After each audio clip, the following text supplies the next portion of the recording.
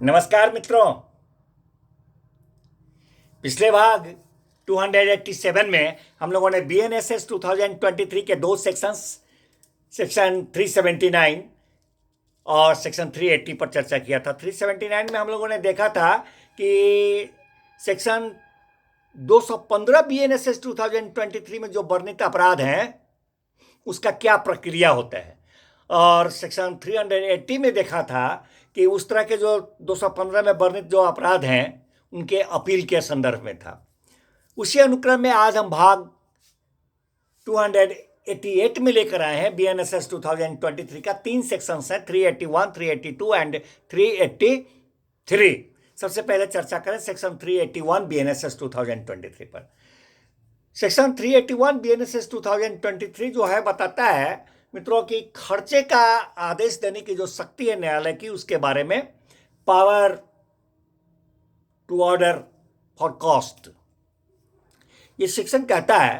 कि मित्रों के सेक्शन 379 BNSS 2023 और सेक्शन 380 BNSS 2023 दोनों पर हम लोग पहले चर्चा कर चुके हैं। तो ये सेक्शन जो 381 है वो सेक्शन 381 BNSS 2023 कहता है कि सेक्शन 379 BNSS 2023 के अधीन परिवाद फाइल करने के लिए किए गए किसी आवेदन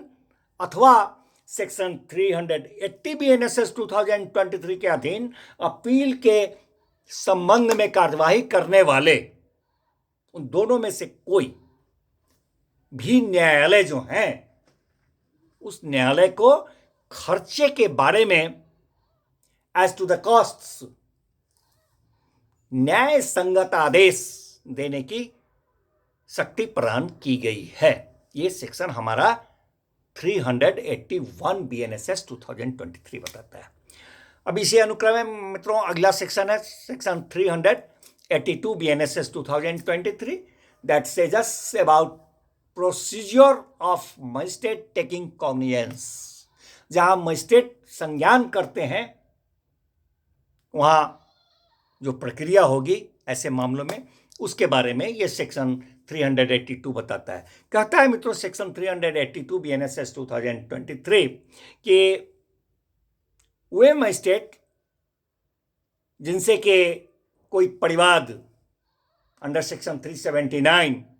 BNSS 2023 अथवा सेक्शन 380 BNSS 2023 किया जाता है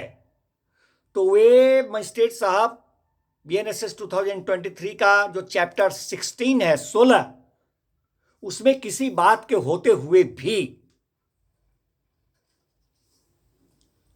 एज फार एज में भी जहां तक हो सकेगा उस मामले की कार्यवाही को पुलिस रिपोर्ट पर संस्थित मामला मानते हुए उस रीति से उस मामले का में उसका कार्यवाही करने के लिए अग्रसर होंगे। ये है कहता है हमारा सेक्शन 382 BNSS 2023। और कहता है मित्रों ये सेक्शन 382 BNSS 2023 कि जहां ये जो मजिस्ट्रेट साहब हुए, ऐसे मजिस्ट्रेट साहब के अथवा किसी अन्य मजिस्ट्रेट साहब के जिन्हें कि मामला ट्रांसफर किया गया, अंतरित किया गया है, to whom the case has been transferred, उनके ध्यान में यह बात अगर लाई जाती है कि it is brought to the notice to that very magistrate कि उस न्यायिक कार्यवाही में जिससे वह मामला उत्पन्न हुआ है, दैट मैटर हैज रीजन, उसमें किए गए विनिश्चय जो डिसीजन है उसके, उस डिसीजन के विरुद्ध अपील लंबित है, appeal is pending against decision arrived, तो वहां वे मजिस्ट्रेट साहब यदि ठीक समझते हैं तो मामले की सुनवाई को एट एनी स्टेज किसी भी प्रक्रम में अपील के विनिश्चयन होने तक के लिए एडजॉर्न कर दे सकते हैं, स्थगित कर दे सकते हैं। मित्रों, धन्यवाद। अब इसी अनुक्रम में अगला सेक्शन है 383 BNSS 2023, उस पर भी हम लोग चर्चा करें। सेक्शन 383 BNSS 2023 जो है मित्रों, वो कहता है कि मिथ्या साक्ष्य देने पर विचारण के लिए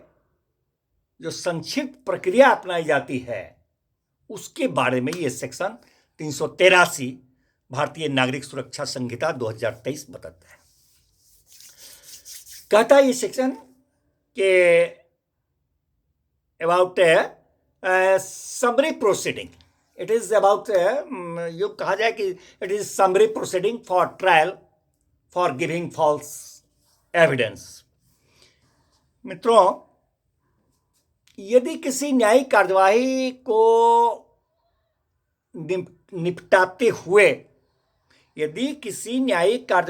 निपटाते हुए निर्णय अथवा अंतिम आदेश देते समय कोई भी सत्र न्यायालय अथवा प्रथम श्रेणी के मजिस्ट्रेट साहब यह राय अगर व्यक्त करते हैं कि कार्यवाही में उपस्थित होने वाले किसी भी साक्षी ने जानते हुए या जानबूझकर, नोइंगली और विलिंगली उसने मिथ्या साक्ष्य दिया है या इस आशय से मिथ्या साक्ष्य को गढ़ा है कि इसका प्रयोग, ऐसे साक्ष्य का प्रयोग ऐसे कार्यवाही में किया जाएगा, तो यदि इसका समाधान इस बात का हो जाता है तो कहता है ये सेक्शन, यदि न्याय के हित में, यह सेक्शन कहता है कि न्याय के समाधान हो जाने पर, कहता है ये सेक्शन कि न्याय के हित में और समीचीन है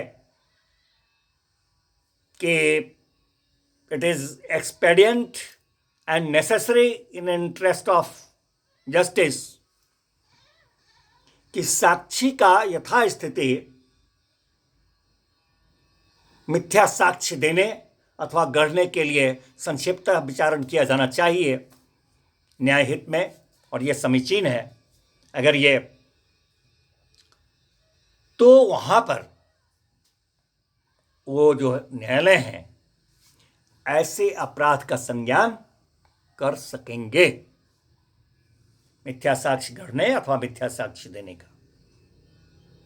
और संज्ञान कर सकेंगे और अपराधी को ऐसा कारण दर्शित करने का कि क्यों न उसे ऐसे अपराध के लिए दंडित किया जाए, उचित अवसर देने के बाद ऐसे अपराधी का संक्षिप्तता विचारण कर सकेंगे और उसको 3 माह तक का कारावास हो अथवा 1000 रुपये तक का अर्थदंड, जुर्माना,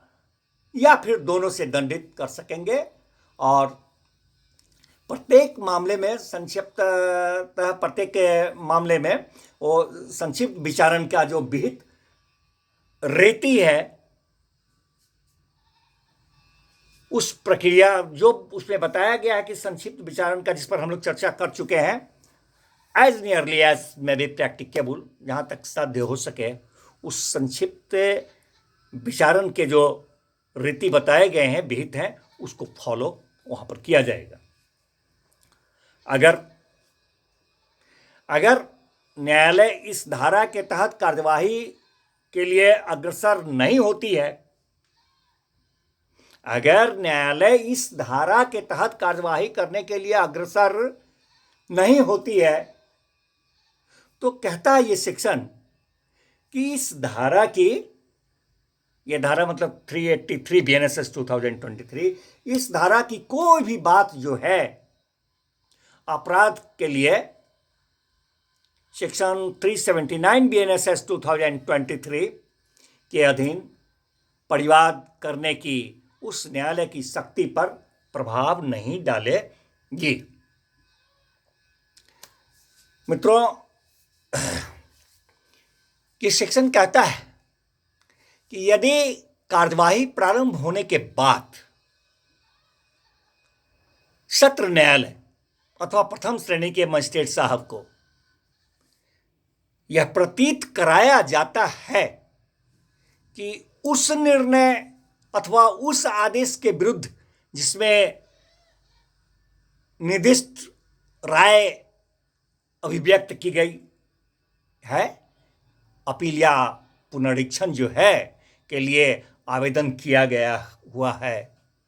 तो वहाँ पर वे जैसी भी स्थिति है अपील या पुनरीक्षण के आवेदन को निपटाने तक अंटिल इट्स डिस्पोजल आगे की का जो विचारण है, विचारण की जो कार्यवाही है आगे की, उन कार्यवाहियों को वो रोक देंगे और तब आगे विचारण की कार्यवाहियां अपील या पुनरीक्षण के रिवीजन के आवेदन के परिणामों के अनुसार होगी। आगे जो विचारण की जो कार्यवाहियां होंगी वह अपील है या पुनरीक्षण जो भी है उसके आवेदन के जो आवेदन दिया हुआ है उसका जो परिणाम होगा उसके अनुसार होगी। धन्यवाद मित्रों, मिलते हैं फिर नेक्स्ट भाग में नेक्स्ट सेक्शन के साथ।